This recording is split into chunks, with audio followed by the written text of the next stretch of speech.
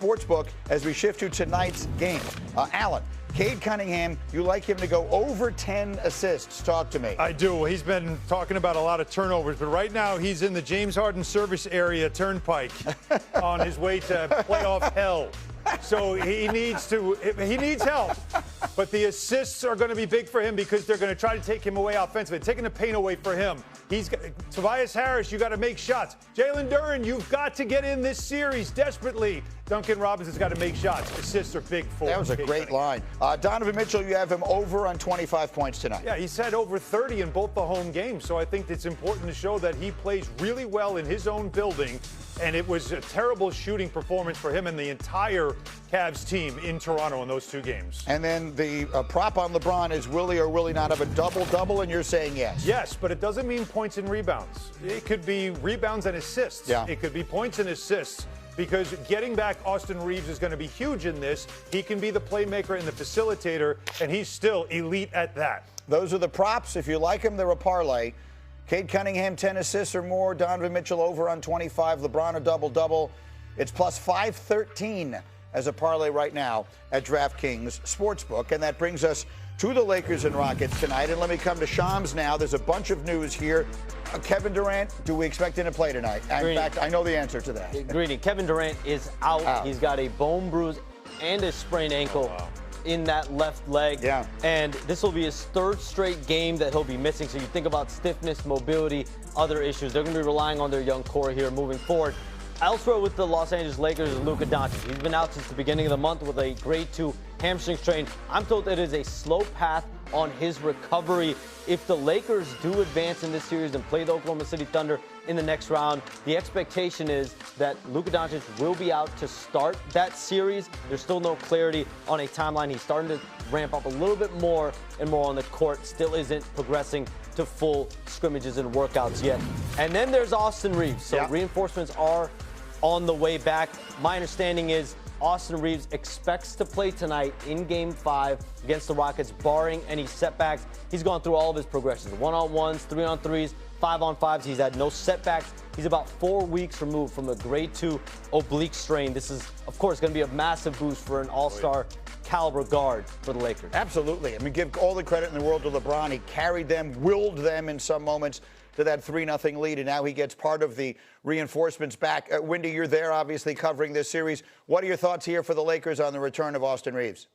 Yeah, it's a big injection because one of the things the Rockets have done the last couple of games is they've really applied a lot of full court pressure to LeBron because he is their primary ball handler, and LeBron has seen his turnover spike. He has 16 turnovers in the last 2 games, and that's sort of enabled the Rockets to find some way to get some offense to generate turnovers.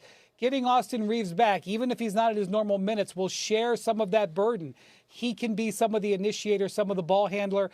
LeBron has done an amazing job while Austin has been out, getting the Lakers to this seed with home court advantage, which was huge, getting them this lead. But they do need some more help with him because this is going to have a culminating effect. We've already seen LeBron wear a little bit in this series. What are your sense of it here, Alan? Is that the Lakers try and close it out tonight? Yeah, and they need to. And the feeling was in Game 4 that LeBron kind of did dial it back a little bit because he needed to get ready for this game because they had the extra time off, and that's going to be important. But what you're saying about Luka really does change what could be an interesting second-round matchup with the Thunder because you're going to think about it. By next week, it'll be a month that he has missed time. So just not only ramp up to be able to play, but missing an entire month conditioning-wise for him because he's not doing a lot of conditioning. That's going to be a major effect on Luka, who could have been a difference maker in a series like that. I mean, yeah, the Thunder is waiting for the winner of this series, and the Thunder look like they're just a buzzsaw. Oklahoma City and everyone else. Yeah, you're running into a buzzsaw. But if the Lakers were at full strength, if they had Reeves at full strength and they had Luka, it would at least, I think it would be a fascinating series.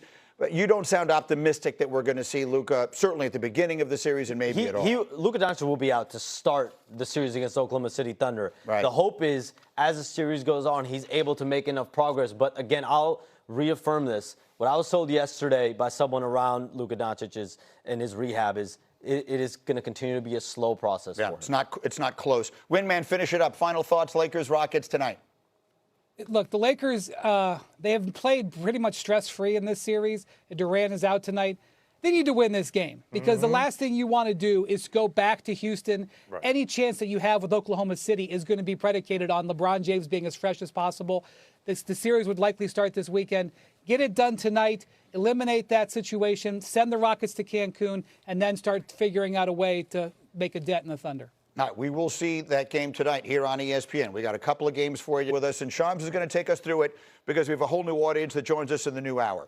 So I'm guaranteed. I feel like a lot of people yesterday saw a headline that said, "All right, the NBA is proposing this anti-tanking reform, and they're going to try and make some big move here." But most people probably didn't read it, and it's fairly complicated. So Shams, as concisely as is humanly possible, can you explain what it is Adam Silver is suggesting we do? Greeny, let's start with what Adam Silver, the NBA commissioner, told teams on a recent call, according to my sources. He said, "We should have a system where you should hate to lose.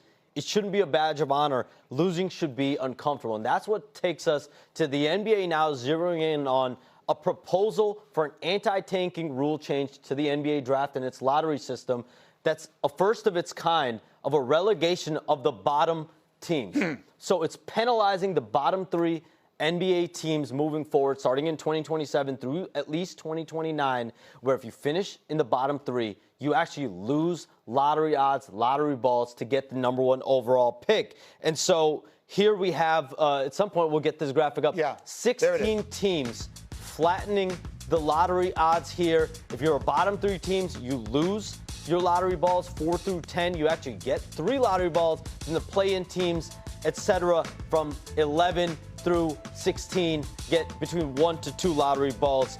And so this essentially will, in some form or fashion, encourage 1 through 3 to try to win games to stay out of relegation. Yes. If Adam Silver could relegate these teams, these bottom 3 teams, to the G League or some other league, NBA Europe, Yeah. he might, given his stance here on be losing. amazing. He does not want you to be at the bottom or trying to be at a race for the bottom, but this does also create randomness. There's 2 other interesting complications, interesting elements to this as well. Moving forward here, you can't have a top pick, the #1 overall pick, in back-to-back drafts. Okay. Also can't pick in the top 5 for 3 consecutive years. So you think about the Spurs right now, as currently constructed, and the Oklahoma City Thunder back in the Kevin Durant, Russell Westbrook days. Those teams wouldn't exist under this policy. So, look, in American sports, to the point that Shams is making, for as long as any of us can remember, the idea has been to try and achieve parity. You hear that in football all the time. You want the bad teams to get better so that basically you want a 50-50 shot that every team playing in every game is going to win. And the commissioner is looking, I think to his credit, at what he perceives to be a problem, that there is an incentive in losing, and he's trying to address that. Now, some people will say this is going too far. Michael Wilbon earlier said he does not think this is a problem nearly of the magnitude that it's being presented. All of that is in the eye of the beholder. Windman, I'm dying to hear your take on what Silver is suggesting. Well, first off, as a sort of fan of sport of the world, with all due respect, this is not relegation. The King of England is visiting the U.S. right now. He would laugh at this term, relegation. As a fan of Tottenham Hotspur, who's facing relegation, with all due respect, that's not what it is. Yes. This is a triage situation. The NBA is overcorrecting a problem of their own making. And I can understand if you're a fan, every 2 weeks you hear some new big, Shams is reporting on some new big anti-tanking idea. Guess who also feels that way? The teams.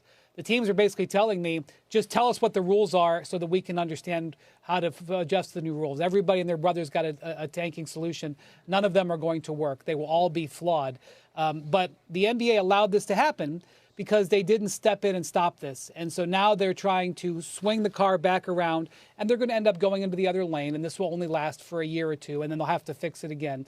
But the way this season ended with, in my opinion, 9 teams not trying to win, they have forced themselves into a radical situation. I question whether this will get the number of votes that you need. You need 23 votes amongst the owners, because if you're on a bad team, you face the potential of being stuck and being mired. And, you know, if you can't trade for a player and you can't sign a player, the only way to get a star player is draft them. I question whether this is going to pass. But as Shams over the next 4 to 6 weeks keeps reporting on more and more radical changes, just know that nobody thinks that this package will be perfect. It will be messy, and it is only meant to staunch the gushing wound that became tanking in the league this year. quickly, do you expect it to pass? Yeah.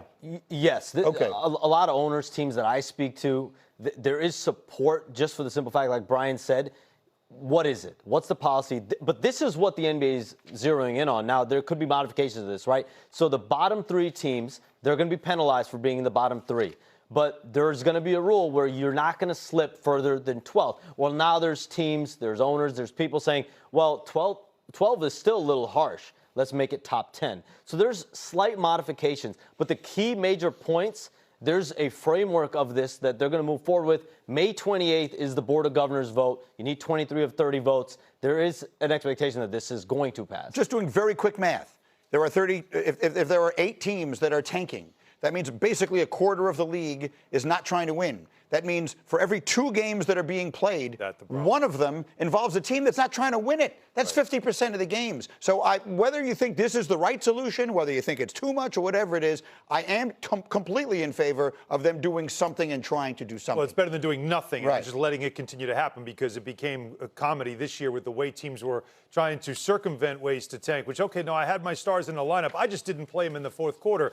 You can't tell me how to play my players as long as I had them in the lineup. That's all that matters. That was going on here, too. So you have to address it. And I understand that the word relegation certainly is a lot more tragic when it comes to soccer in Europe, because it means you're in another league. The G League thing, though, Shams, when you say it, we kind of smirk, but then we go, boy,